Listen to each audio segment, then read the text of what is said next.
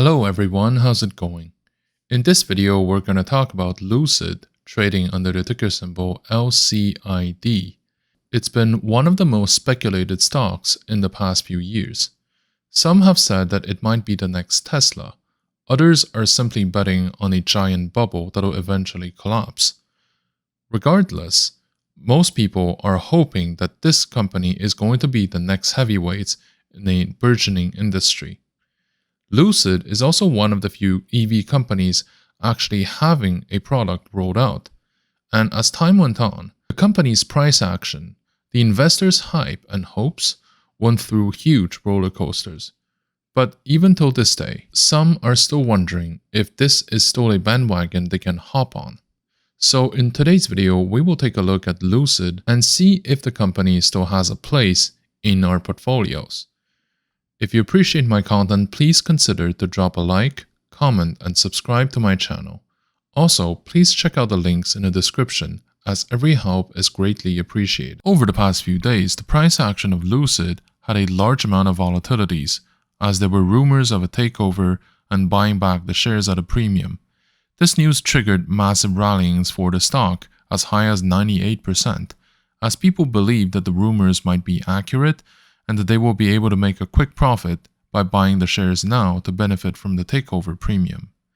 For the time being, the previous momentum is now mostly softened, but the stock now has a higher baseline, stabilizing above the $10. Lucid now seems to be bracing beyond the potential buyout. The recent price action suggests that the bulls have been considering after some profit taking to continue the trend, but overall things remain bullish and there is no sign of a sell-off just yet.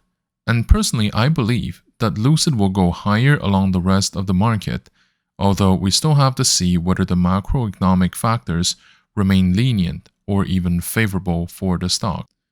Lucid Motors, also known as Lucid Group, is an EV manufacturer that is poised to shake up the industry with its cutting-edge technology and designs. While other EV manufacturers have been making strides in the industry, Lucid stands out with its advanced battery technology, the dynamic designs, and the commitment for a sustainable business model. One of the key differences of Lucid Motors is the battery technology. It is known for significantly longer range and faster charging times compared to the competitors. Its car, Lucid Air, is capable of traveling over 500 miles on a single charge, and charged at 20% in just 4 minutes. This sets the company apart from the competitors like Tesla. Another differentiator for Lucid Motors is the aerodynamic designs. The company's first vehicle, Lucid Air, features a very sleek and nice design that not only looks stunning, but also helps to improve the airflow and the efficiency of its energy. Lucid Motors also incorporates lightweight materials like carbon fiber into the vehicle to further improve the efficiency and the range. This attention on detail sets the company apart from other companies who may prioritize function or economies over form. In addition to the advanced technology and design, Lucid is committed to a sustainable business model. The company uses renewable energy sources to power its production facilities, and it's committed to reduce its environmental impact throughout the entire life cycle of the vehicles. This commitment sets the company apart as well. There is also another aspect that I would say is what separates Lucid from the other ones but is now more blurry, which is its focus on luxury. The company's first vehicle, Lucid Air, is a luxury vehicle sedan boasting a spacious and comfortable interior, advanced driver's assistance systems, and a host of other luxury features. This focus of luxury sets Lucid apart from other companies which may prioritize affordability over the premium features. If we look at the company's long-term tendencies, it's not hard to see that the bubble that gave so much hope to traders around the world has now bursted. The market is no longer willing to blindly follow the latest hype, and sometimes I would say that it's also because it cannot continue this bubble forever. I mean, the industry is facing some significant headwinds coming its way, and at some point, the PowerPoints are no longer enough. We have to see profits. The market has long predicted that there will be a bearish market after such a prolonged bull market, and that most stakeholders believe that it's going to be a very rough patch for a few years. The market peaked twice in the past, and if the first peak was caused by pure hype, the second one was triggered by the rollout of actual products. Lucid remains a company that, as an investment, has a lot of value. The main question in everyone's mind is when should they enter in the stock? The long grind to lower price levels is likely caused by the market trends rather than the company's fundamentals. So in that sense, things are not as alarming as they may seem. On the other hand, we should remember that sometimes, even if those grinds don't have an actual fundamental reason, they can still last a very long time, bringing the title to an unbelievably low price. Hyliion and PaySafe would be good examples of this. Lucid Group, an electric vehicle manufacturer, has a strong financial performance in 2022. The company reported revenues of around $200 million for Q3 of 2022, a significant increase from the $232,000 in Q3 of 2021. This has mainly been caused by the launch of Lucid Air, the company's first vehicle, which began deliveries in late 2021. Lucid Air is a luxury electric sedan that has been well received by consumers and that has helped to establish the company as a massive major player in the industry.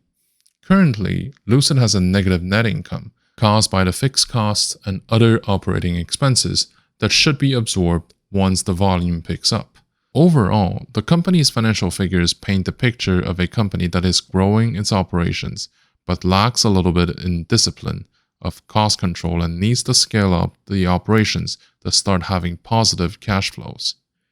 Now, let's also talk about the shareholder composition, because it is something that's quite important to determine if the company is good for trading or investing. Given that 72% of the total float is owned by the institutions, this would mean that the price volatility should be lower than most other stocks.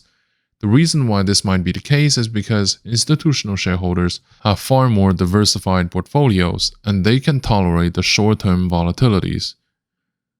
Another behavioral difference is that institutional shareholders tend to be more active and involved in the corporate governance. They're more likely to vote on important matters like mergers and acquisitions. They also tend to be more vocal in expressing their opinions on companies' directions and performances. Retails, on the other hand, tend to be far less active. They may not get involved, they may not vote, they may not be informed of important decisions to begin with. They just hope that they can yield a profit from owning a share. The short interest in Lucid has been increasing in recent weeks, meaning that more and more investors are betting against the company's stock by short selling it. The short sellers borrow shares of the stock and then sell them in the market, hoping to buy them back at a lower price later and to return them to the lender, profiting from the difference. As of most recent data, the short interest represents about 7.5% of the total shares outstanding. This is a moderate level of short interest. It's also worth noting that it has been increasing in recent weeks, and this can be a bearish sentiment amongst investors. Now, if the company has been reporting strong outlooks and results, this could lead to a short squeeze. I mean, things are not really that clear-cut in the real world, but generally speaking, people would come in if the fundamentals are good.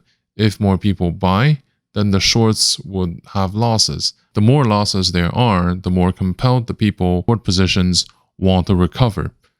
It's important to note that the short interest is not a guarantee of a short squeeze, but it's a metric worth monitoring for the investors. It's also worth considering that the short sellers may have valid reasons for their bearish sentiment, and a short squeeze may not happen, regardless of how many stars are being aligned. Given the current analysis, I would recommend to buy Lucid shares now and to hold it in the intention of investing for the long term. The short-term volatilities shouldn't matter for us, except maybe for optimal entry point, and that shouldn't bother us as long as the overall outlook of the company doesn't change. In other words, we should leave enough room for the scenario of the deal not going through, and so that we can buy them at a lower cost. I would recommend to keep the exposure between 3 to 5% of your portfolio.